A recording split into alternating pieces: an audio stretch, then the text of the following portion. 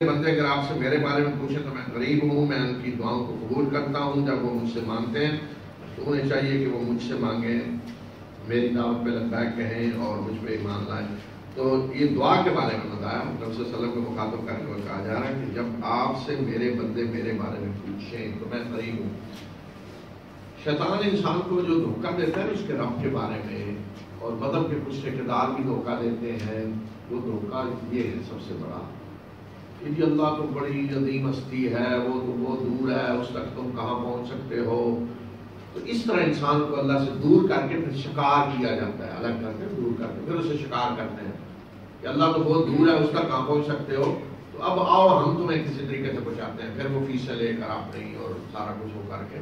وہ بیوقوف رہتا ہے انسان۔ تو اللہ کے انبیاء، جیسا کہ میں نے شروع میں کہا نا کہ قرآن کے نزول کا مقصد کیا ہے، موضوع کیا ہے، انسان کو قرآن بتانے آیا کہ تم کیا ہو، تمہارا رب کون ہے، تمہارے رب کی صفات کیا ہیں، اس سے تمہارا تعلق کیا ہونا چاہیے۔ تو قرآن اللہ کی کتابوں نے انسان کو یہ بھی بتایا ہے کہ تمہارا رب کون ہے، اسی میں یہ بھی بات ہے کہ تمہارا رب تمہارے قریب ہے، دور نہیں ہے۔ جب چاہو اس سے مانگو، جس وقت چاہو مانگو، جس زبان میں چاہو مانگو، اور اپنے رب سے مانگنے کے لیے نہ درمیان میں کسی مترجم کی ضرورت ہے اور نہ کسی کی ضرورت ہے جو تمہارا پیغام تمہارے رب تک پہنچائے۔ وہ براہ راست اپنے ہر بندے کی سن رہا ہے، ہر زمان میں سن رہا ہے، ہر وقت سن رہا ہے۔ تو کوئی انسان یہ دھوکہ نہ کھائے کہ میرا رب تو بہت دور ہے، میں کیسے اس تک پہنچوں گا، نہیں۔ وہ اپنے بندوں کے قریب ہے، ان کی سنتا ہے، وہ شرط ہے کہ کوئی مانگے،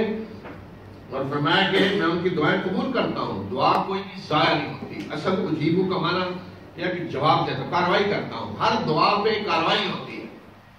جو بھی کسی نے اللہ سے دعا کی ہے اس پہ لازماً کاروائی ہوگی۔ پہلی کاروائی تو یہ ہو سکتی ہے کہ جو کچھ مانگا وہ اللہ نے دے دیا، وہی چیز دے دی، لیکن ہر انسان کو اگر وہی چیز دے دی جائے جو وہ مانگ رہا ہے تو زمین پر فساد کر جائے گا، نظام درپرم ہو جائے گا سارا۔ بلا وقت ایک دوسرے کی ضد لوگ مانگ رہے ہوتے ہیں،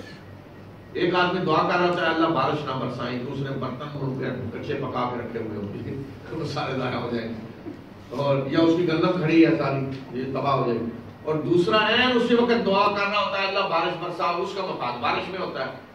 اس لیے سب لوگوں کی دعائیں تو قبول ہو ہی نہیں سکتی، اگر کی جائیں تو نظام درپرم ہو جائے کائنات۔ اللہ پوری کائنات کی مصلحت کو دیکھ رہا ہے،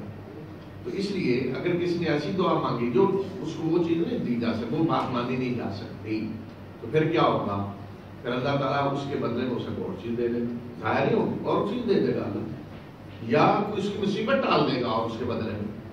جیسے وہ ہوتا ہے نا، آپ نے کسی دوست سے یا بچہ ہے کوئی آپ گھر میں کوئی چیز مانگتا ہے، آپ سمجھتے ہیں اس سے کو نقصان ہوگا، وہ اپنا نقصان کر بیٹھے گا چیز، تو آپ کہتے ہیں بھائی یہ لے لو، وہ کہتا نہیں اچھا پھر یہ لے لو، اچھا آپ کئی چیزیں اس کے سامنے پیش کرتے ہیں، یہ نہیں یہ لے لو، راضی ہو۔ تو اس طرح اللہ تعالیٰ ایک چیز نہیں تو اللہ تعالیٰ دوسری دے دیتا ہے، دوسری نہیں تو یہ ٹال دی مصیبت، اور کچھ نہیں تو دعا ایک نیک عمل کی حیثیت سے محفوظ ہو جائے گی آخرت میں ایک نیک عمل کی حیثیت سے محفوظ ہوگی۔ اور بعض علماء نے کہا کہ بندہ آخرت میں جب دیکھے گا میری دعاؤں کا خزانہ یہاں جمع ہے جو مجھے پوری نہیں ہوئی، تو کہے گا کاش کہ دنیا میں کوئی دعا بھی میری پوری نہ ہوتی، یعنی دنیا میں نہ ملتا بدلہ، یہاں آج جو سامنے کھڑا ہے پہاڑ اتنا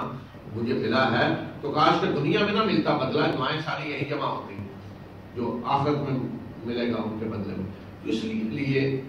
بعض لوگ کہتے ہیں جی وہ جی اللہ سے دعا کر کر کے تو ملا نہیں، بھائی ممکن نہیں ہے کہ ہر چیز آپ کو مل جائے، بس ایک اللہ بندے کا امتحان لینا چاہتا ہے بیماری کے ذریعے۔ آ گئی بیماری، اب یہ تو نہیں ایک دن آپ نے دعا کی بیماری ختم ہو جائے گی، اللہ نے امتحان لینا ہے، آئے گی۔ دنیا میں